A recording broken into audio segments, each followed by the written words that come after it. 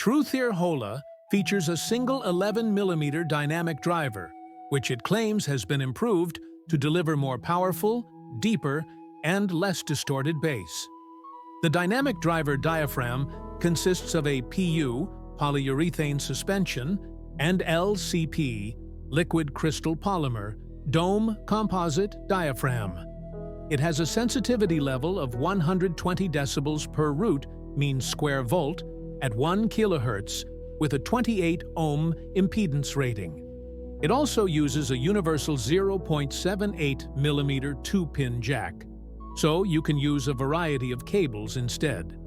With these sensitivities and impedances, the Truthear Hola should not pose any operating problems using suitable sources, dongles, and DAPs. Its link is available in the description. You can check for the best price. Let's reveal its design. The Truthear Hola features a 3D printed opaque resin shell from Gears, the same company that 3D printed the resin shells for the Moondrop Blessing lineup. We can trust that HOLA will have a durable shell with that information. The faceplate features either a flower or snowflake design, depending on what you look at. When you sweep it with your finger, it feels delicate and soft. The shell is rougher than the front plate, but this is not inconvenient. Wearing Truthear Hola may feel slippery. Its tip, Truthear Hola, comes with non-sticky, easy-to-glide silicone tips. They were even kind enough to include both wide and narrow hole tips. For wide openings, sizes are small, medium, large, and extra large. Meanwhile, narrow bore tips only come in small, medium, and large sizes. Its cable. The 2-twist cable feels a bit cheap, but it's not bad at all. And considering other IEMs in this price range, it's not hard to find a worse stock cable. It's comfort and isolation. Comfort is very good. The shape has no sharp edges, and passive isolation is above average.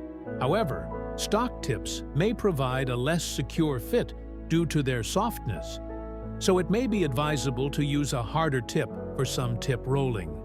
The main thing, it's sound. The Hola is warm and seems to follow Harman's targets on average, but with a bit of bass boost. Bass. The sub-bass has fairly good extension, with a slight emphasis on the low end, although not unbalanced. The bass texture isn't great, and it's not the fastest driver in this category. But the sound has good weight, and the overall performance is satisfactory, with good resonance and dynamics. Mid-range. The mid-range is fairly neutral in terms of volume, with added warmth to the lower frequencies. Acoustic instruments benefit from the added warmth, which is very evident on acoustic guitars and pianos, and overall layering and separation is average. This is really a limitation of cheaper IEMs. Male vocals turned out to be a bit warmer than needed.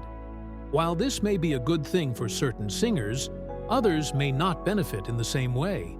Well, the Truthear Hola can be used without an amplifier, but to be honest, at that point, it's average, with some pretty boomy bass and an overly warm sound. When amplified properly, the bass has more impact and is less boomy, allowing the Hola to move between instruments and vocals with greater agility. Overall, Truthear Hola is another well-made entry-level product that makes this hobby more accessible to beginners. That's it for today's rundown.